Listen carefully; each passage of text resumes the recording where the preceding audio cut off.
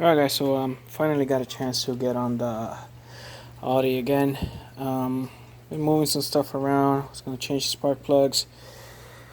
I found out there's a whole bunch of oil on the coils, which means the valve cover is going to have to come off so I can replace the seals there.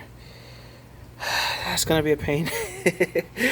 So obviously Audi likes to make everything super cramped, so I had to move some stuff around to get those coils out and those spark plugs.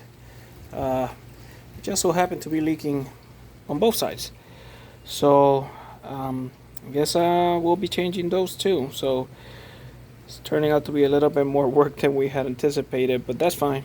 It's not a problem. We'll figure it out. It's not a big issue. It's just how uncomfortable it is to get in there. But every single one of them was full of oil, so that's yet another thing that's going to be working properly once we fix it. But yeah, taking a little longer than expected.